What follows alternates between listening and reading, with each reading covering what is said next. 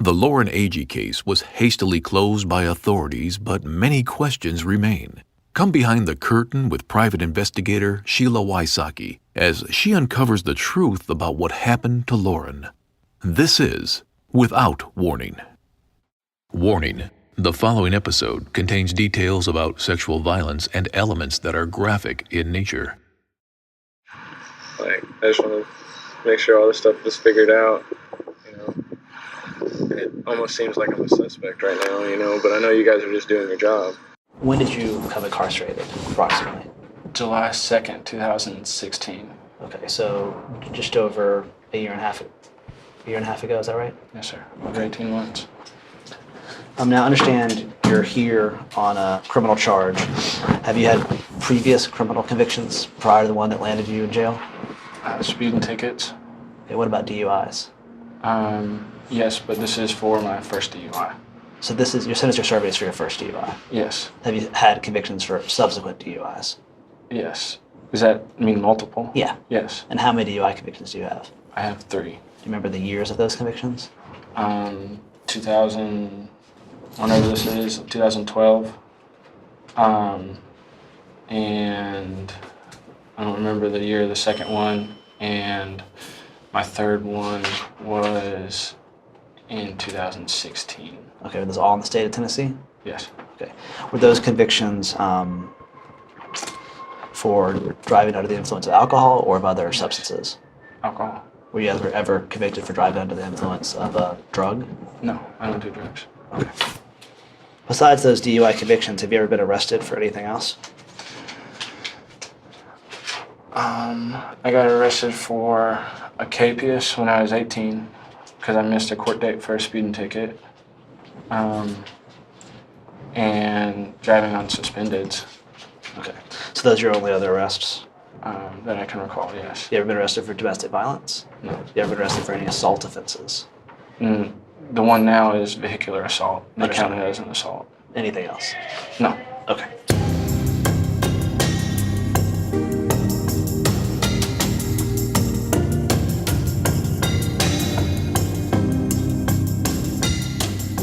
This is Chris Stout. As you know, he was one of the 3 people that we know of who was with Lauren the evening she died. What you are listening to is Chris's deposition he gave about Lauren's case in January 2018. Now let's listen as he reads his written statement he gave the police the day they found Lauren's body. Mr. Stout, I just want you to look at Exhibit 1. Do you recognize that as the written statement you gave to the Sheriff's Department the morning that Lauren's body was found? Yes. Okay, is that your signature there at the bottom? Yes. Is that your statement there? Yes. Could you please read that statement to us? Last night the girl came... You ready? Yeah, good. Last night the girl came to our campsite for a few minutes saying she was going back to her ex-boyfriend. Hung out very shortly, then I fell asleep and woke up and she was gone. Talked to her ex this morning and he said she came back after we left and was trying to get with him the night after we seen her at camp. He said she was trying to make out with him in front of his new girlfriend. Then he walked away. Now you'll hear an interview with Chris Stout and Jeremy Taylor days after Lauren's death. I got there Friday night, and then they already had most of the camp set up, and then we stayed up there Friday night. Trying to think if Hannah and Lauren were there Friday night. They were there. They showed up later that night. We went and got them from the dock, came back, and we're all hanging out. Okay, did you hear what he just said? He doesn't remember when Hannah and Lauren showed up to Wakefest. Now listen to what he told the off-duty police officer Ryan on the boat when they found Lauren's body. So I said, how'd you get here? And he forgot he told me that earlier. And he's like, well, she brought us here. The girl that is, if that's our friend in the water, she's the one that took all of us here. I'm I'm like, so if she would have left from earlier, like you said, she'd just leave you here? He's like, well, yeah, I guess. You know, I'm like, well, that'd be pretty shitty of her, wouldn't it? Well, yeah. You know? And he didn't make a lot of sense. But anyway.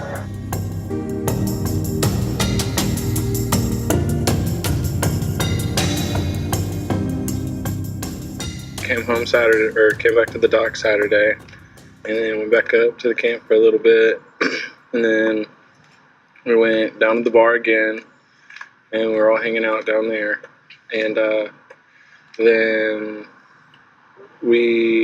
everybody was drinking, and I lost everybody, so I went to where our canoe was, that was basically our taxi cab back and forth from the island, and couldn't find nobody. I waited for a little bit, and so I ended up seeing a houseboat that we parked across from that actually let us get their slip, and that's where I parked my boat. I was talking to them, and I went on their front porch or whatever, and I fell asleep. And then I woke up to Aaron and them waking me up, and then we all went and got in the canoe, went back up to the island, and we were all just up there hanging out.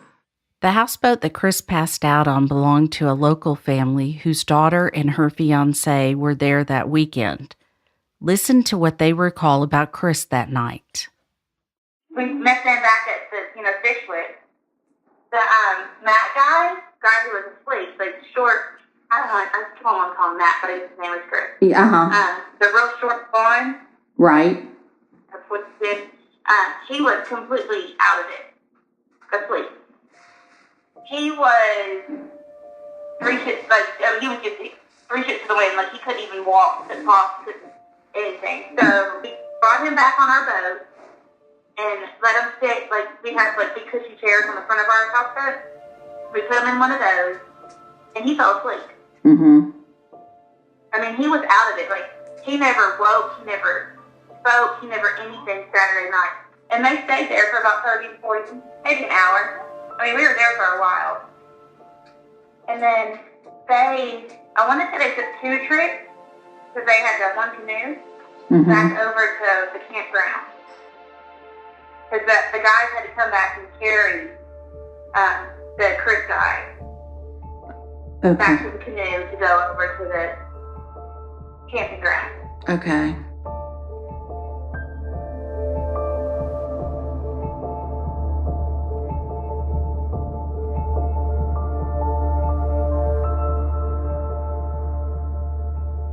It wasn't for very long, though. Everybody was pretty drunk, and that I remember. So we went to sleep, walked up. Aaron and Hannah were in one hammock, and then I was in the other hammock, and Lauren came and laid down with me, but I don't even remember her falling asleep, or I fell asleep before her. She laid down, and as soon as she laid down, I was out. And when I woke up Saturday morning, she was gone, but we had a couple different hammocks, so I thought maybe she went into outside the tent or to another hammock. And so I fell back asleep and woke back up again, and Hannah was like, "Where's Lauren?" I was like, "I don't know, I thought she was in there with you guys." And she was talking about her ex the night before, and she was worked up. She wanted to go back and see him, but he didn't want to see her. So we were like, that's not a good idea. You shouldn't do that. So we were like, okay, well, let's make an agreement. If you just stay here tonight, then we'll take you to your ex in the morning, because we didn't want to have to canoe all the way back. And we woke up, she was gone. And so we all freaked out. It's really weird.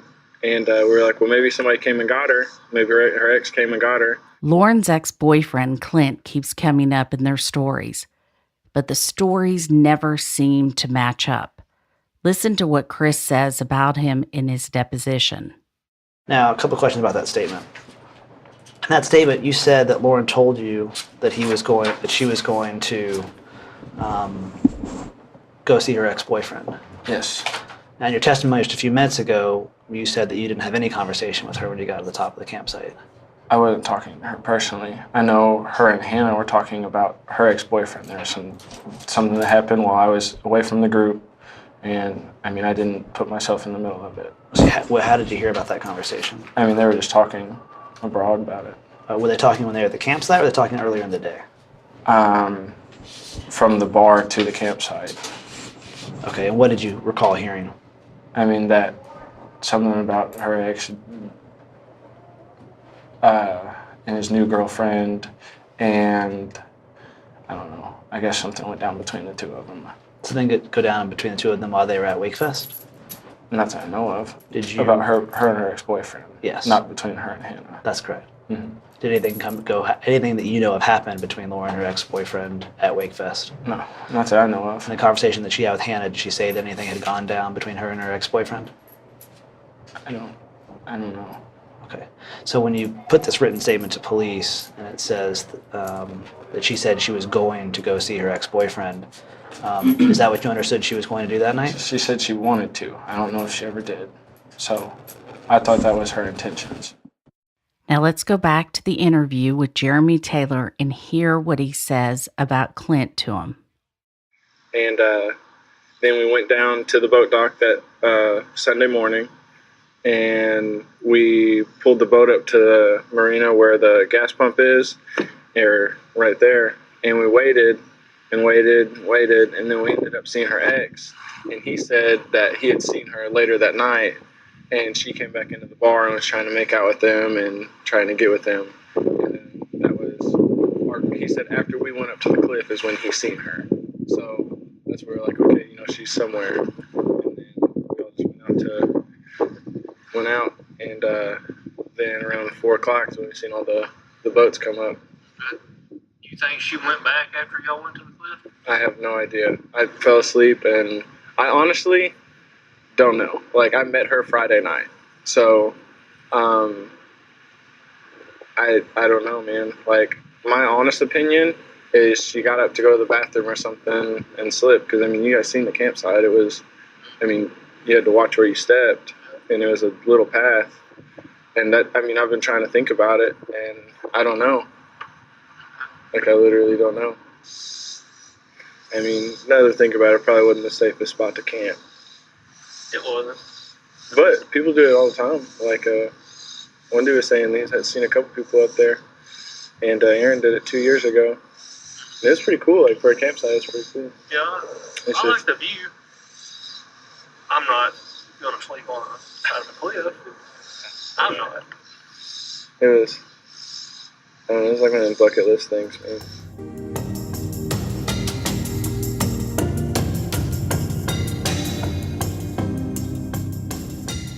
Jeremy Taylor stated it was a nice view from the top of the cliff. Don't forget, he is also the one Chris Yarchuk witnessed taking selfies on top of the cliff when they went to take photos of the campsite. You was intoxicated? Yes, sir. I fell asleep on somebody's houseboat, and then woke up, went, and then, I knew I could function, but, I had been drinking, and then woke up. That's pretty much it. Like, that's when you guys came up on the boats and we talked to you. Have you talked to anybody else about this, I guess? I've just talked to Aaron, but me and him are good buddies, and we talk all the time. So, and we've just kind of been keeping each other updated on what's going on. I know our funeral's tomorrow. Are y'all going to that? Yes, sir. I'm going to try my best to get off work and go. Did he go to the funeral? You didn't go to Lauren's funeral, correct? No. Okay, why not? Because Aaron told us her mom would not allow us. Okay. Do you know if that's true? No. I didn't know her. When did you have that conversation with Aaron? After the event. But before you spoke to Jeremy Taylor? No, I don't think so. Yes. So there were at least a few times you spoke to Aaron between the time that you all left the lake and Jeremy Taylor showed up to talk to you. I'm sure. We're friends, so we talk all the time, but... Sure. Did you ever talk to Aaron about what to tell police? No. Did he ever tell you things not to tell police? No. Okay. Did Hannah ever tell you what to tell police? No. Hannah ever tell you what not to tell police? No. Do you know whether Jeremy Taylor and Aaron Lilly were friends? No. Did Aaron Lilly ever tell you that he knew Jeremy Taylor before this investigation? No. Do you know that to be true now? No. Okay. Do you recall telling the police that you worked for a job that required you to dispose of human body parts? Yes. Okay, what job was that? It was MedSafe in MedSafe? Hendersonville. Okay. And when did you have that job? Back in 2011 and 2012. Okay. Oh, did you hear that? He said he worked for a company that disposes of human body parts. Only he said he worked there in 2011 and 2012. But what he told Ryan on the boat the day Lauren's body was found was that he was currently working there.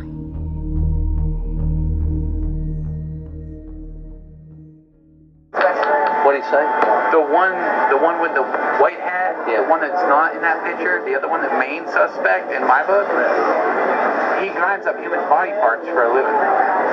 Like the hospitals and doctors' offices, when they do amputations and stuff, they send them to this place he works at.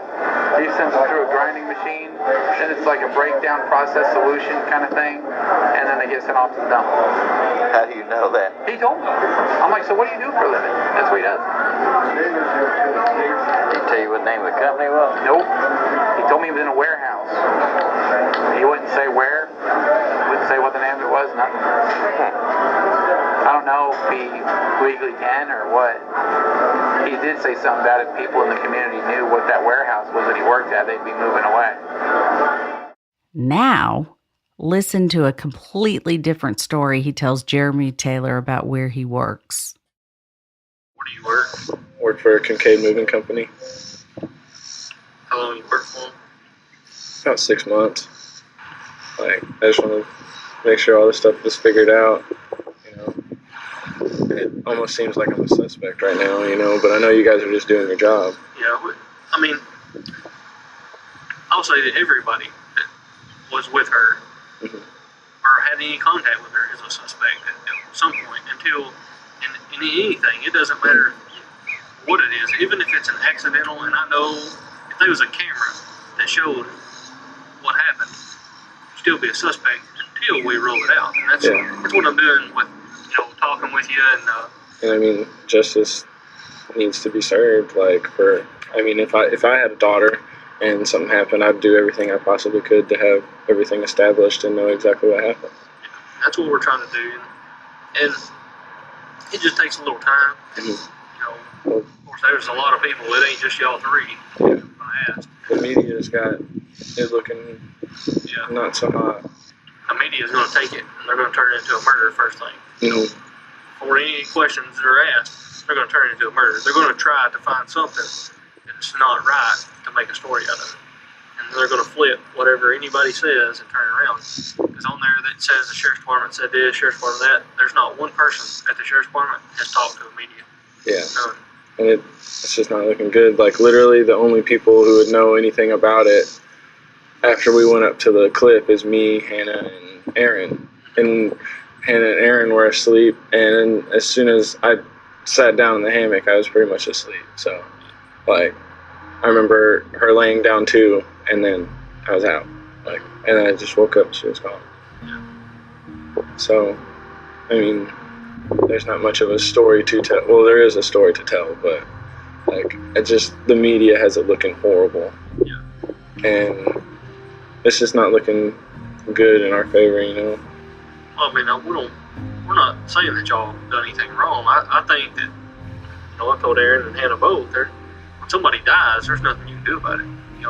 As long as you're not the one contributing to the death, there's nothing you can do. People die every day, and you can't stop death. You can't overcome death. It doesn't matter what you do. If it's your time, it's your time. It's over.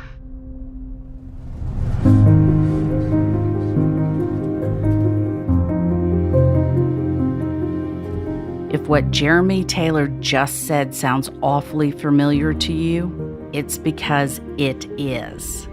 He said almost the exact same thing about it being your time when he was interviewing Aaron. You heard that in a previous episode. Now you'll hear some more inconsistencies in Chris's conversation between him and Jeremy Taylor and Ryan Melanson. Do your parents live in Harrisonville? Yes, sir. My parents live in Clarksville. Okay. Where are you originally from? Clarksville. Yeah. Just never want to move back home? No. That ship has sailed. So I don't think I could live with my mom again. I want to take a moment and thank Resonate Recordings. Resonate Recordings helped me make this podcast what it is today. Their experienced team went above and beyond to help me launch without warning, took on the editing, mixing, and mastering, and helped me land a spot in new and noteworthy in iTunes. If you have a podcast or are considering starting one, I really urge you to let Resonate Recordings help you take your podcast to the next level. As an exclusive offer, my listeners can go to resonaterecordings.com and get their first episode produced for free. Enter the promo code WOW when you submit the free episode form. Don't let this opportunity pass you by. Make podcasting easier for yourself.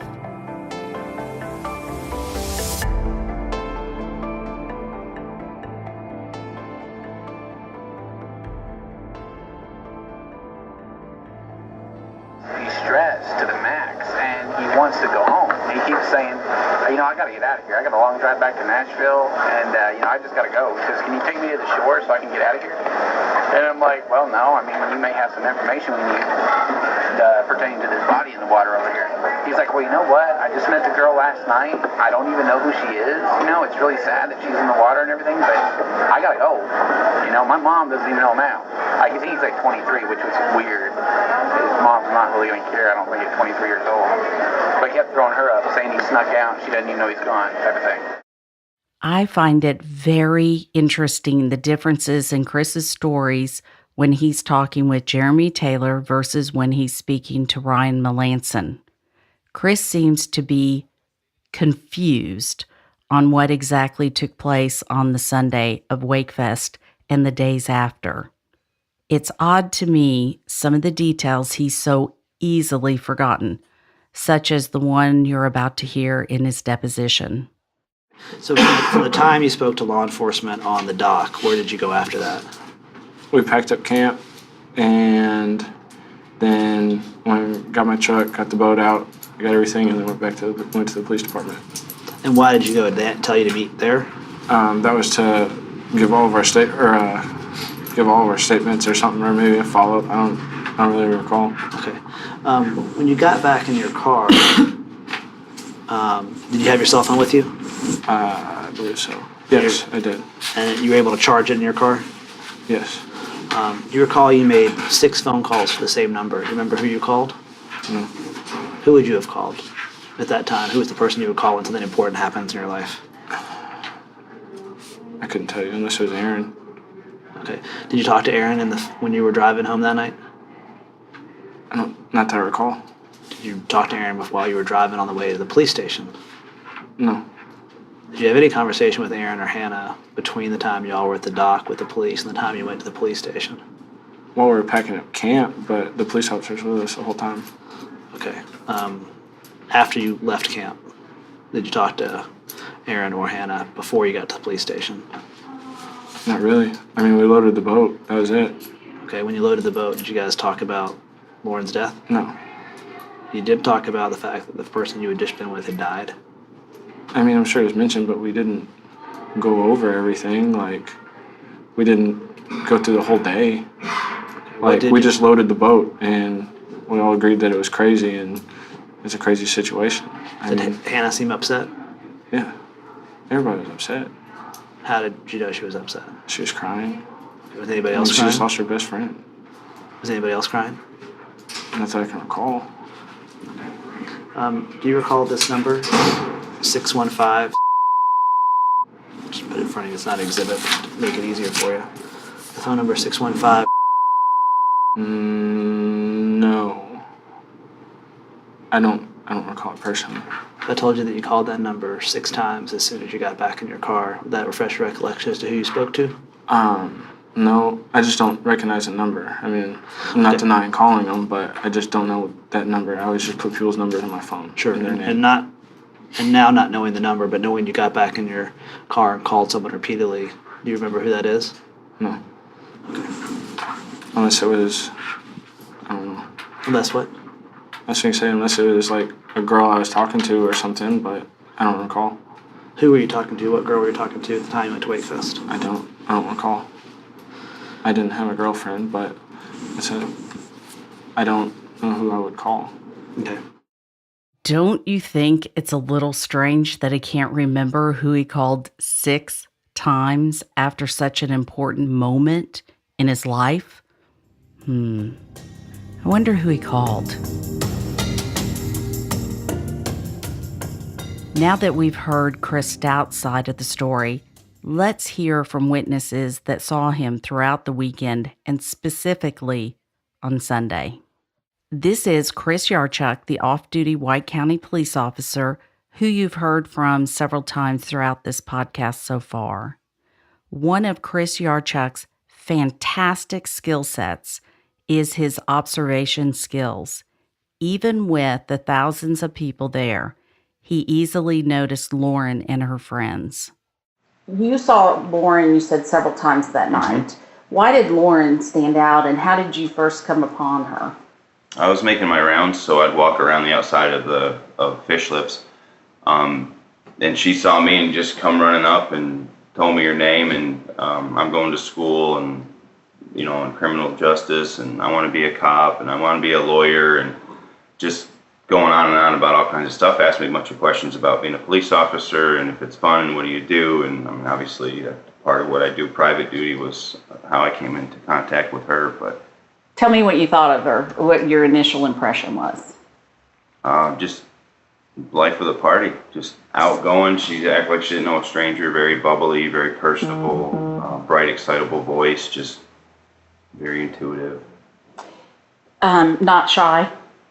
No, not at all. So you see her and she is outside of Fish Lips, and she's with Hannah and Aaron. Is that correct? Yeah, they were 3 of them sitting in the plastic Adirondack chairs. Aaron and Hannah, and then there was a little German Shepherd, 6-month-oldish dog with them, and then Lauren. And I didn't even realize Christopher was with him until later on when he kept coming back over, because I'd seen him throughout the night talking to 2 or 3 different women, sitting in the windowsill, his hand on one, trying to dance with another, and he's just roaming around the whole place, just being a 20-whatever-year-old guy, I guess.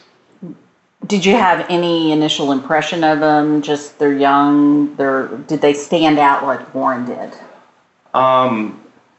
Only Chris did in my mind, just because of the fact that I saw him with multiple people, multiple women, and he's wandering around between different girls, holding hands with this one, rubbing legs with that one, trying to dance with this other one. So to me, I was just kind of like, well, it's a small place, everybody's going to see what you're doing. I mean, you're not really doing yourself any favors, but I saw Chris and Hannah and Aaron and Lauren leave. Okay. It was Chris. I mean, that was the 4 of them left together. That's who I met that night. The 4 of them, little surfer blonde boy, Bieber, Chris. Yeah. And the 4 of them left together. Hannah asked me for a cigarette. Lauren asked for a cigarette. I'm not a smoker. And at that point, that's when I noticed that Lauren, her behavior had changed from the consistent I thought, well, I don't know if they've taken something. I don't know. They've snuck in drinks. You know what I mean? Because, I mean, obviously there's so many people, and I think I had 6 officers there at night, and I'm always just walking around checking all their posts if they need anything, need breaks, lunches. There's a lot to keep an eye on. So the last time I saw her was 2 o'clock, and it was 14 or 15 hours later when I saw her in the water. Him and Christopher both were in the canoe behind the houseboats in line of the bodies. So as soon as we went around the corner, they started screaming and paddling. To me, that was number 1 red flag. This is Harry and Deanna Elder. They were working Wakefest the weekend Lauren's body was found. You heard from Deanna in the last episode. Harry was one of the first ones on the scene after the fishermen reported Lauren's body. Traveling over there, Aaron was in a canoe paddling over there, and he says to me that, that could be one of our friends over there. And I think it's odd because we haven't publicly announced anything about a person that we wanted. We haven't said anything on the radio. No one knew at that time that there was anybody missing or that there was anything going on. That's one of the oddities of this. The two police officers, they heard it on their special little police radio that was in their ear, and they came to me going, "What's going on?" And I went, "Well, Harry went to verify. We think we have a body, but we're not sure." We've heard from Ryan Melanson throughout this episode. Ryan went with Harry from the marina shop to the site where Lauren's body was after the fishermen found her. When Chris and Aaron pulled up in their canoe, Ryan immediately brought them on the boat to question them and found their behavior very strange. While I'm sitting out there on the boat talking to these guys, they're stressed to the max. They keep saying, did we do something wrong? Why are we still here? Can we go? Are we free to go? And I'm like, no, that's up to DeKalb County. I'm just sitting here babysitting you. And one of them kept asking for water because his mouth was getting dry and his heart was pounding out of his chest. I mean, he was stressed. And he kept saying, I hope that's not her because, my friend's been worried sick and she's been bawling her eyes out wondering where she's at. And I'm like, if she's so worried and stressed out, why didn't you guys tell anybody? Why didn't you report it? If she's missing, why didn't you say something? Well, I don't know. It's like, okay. And the way this kid was talking, the one with the white hat, he was just guilty, man. I've been a police officer for a long time, and this kid's guilty. They go up there, get her ID, come right down to the boat, and meanwhile, there's this other boy, Aaron. He comes down to the boat from the campsite. He's already up at the campsite. No, this is the one that looks more like a skateboard pump. Yeah. Okay. So he comes down, gets on the boat, and he's immediately, he's wigging out. He's like, what are we doing here? Are we being held? He's like, are we being detained? I'm like, no, you're not being detained. You're just here. I said, I didn't tell you to get on the boat. This is their investigation. I don't know what's going on. So he sits down on the boat, and he's like, is that our friend in the water? I said, well, who's your friend? Well, I don't know. We just met her last night, but it's my buddy's girlfriend's friend. I'm like, okay, well, I don't know. We're still trying to figure all this out. And he's like, well, we didn't do anything wrong, did we? I'm like, I don't know. Did you? He's just throwing all these questions out there. But he's extremely stressed out. You're probably trained in ways to detect a liar, I'm sure. He's lying. Long story short is we're sitting there on this boat, this dude, and I've got a witness to this. The guy from the marina that's driving the boat that I'm on, he's sitting there watching this whole thing. This kid with the backwards cap on, that's my main suspect because he's just really weird. He keeps asking if he's in trouble, wants to go home. I don't even know this girl. I just need to get out of here. He keeps eyeballing my gun. And I just look at him like, dude, you got some kind of problem? He's like, well, honestly, I'm just thinking of how I can get your gun and get off this boat. Just blatantly tells me this. And this guy that's driving the boat from the marina can vouch for this, okay? He wants my gun. And I'm like, dude, are you serious? And he kind of brushes it off as a joke. And I'm like, if you go for my gun, you're going to wind up in a hospital. That's how that's going to end for you. It's not going to end well. He's like, oh man, I'm just messing with you. Well, over the next hour and a half, he says this about 3 or 4 times. So I start sliding down a little bit, away from the dude because he's sitting over here. And he keeps as he's talking, he keeps looking at the gun. And he's just saying it. I wonder how you take a gun. What happened? You been in a wreck? Because I wasn't in a wreck. In a motorcycle accident. He's like, you hurt? And I'm like, yeah, my knee's a little messed up. He's like, so what knee is it? What knee do I got to go for? Just messing around. But he's really thinking it, You can tell by talking to the kid. But, anyway, so long story short, the sheriff's department get these 2 guys off the boat and interview them next. They didn't ask me any questions. They just took these guys, and I went back to my main focus at the marina.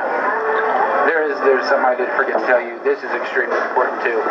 These guys said that this girl stayed on a boat, a houseboat with a bunch of guys. They didn't know what houseboat, they didn't know who the guys were or anything. And that's the story they were sticking to while they were on the boat with me and this guy from the marina that was driving the boat. Well, when they got them back to the investigators and separated them and started questioning one at a time, the kid with the white hat totally changed his story. Me, he's thinking about all this.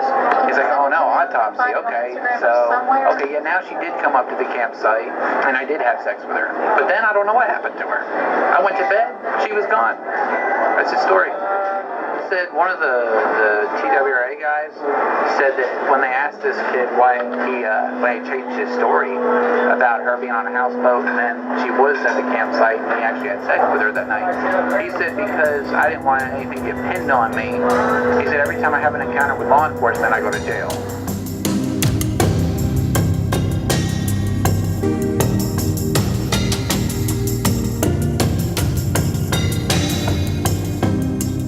Lauren's family gives their full permission for any and all details to be shared in hope that the truth will come out.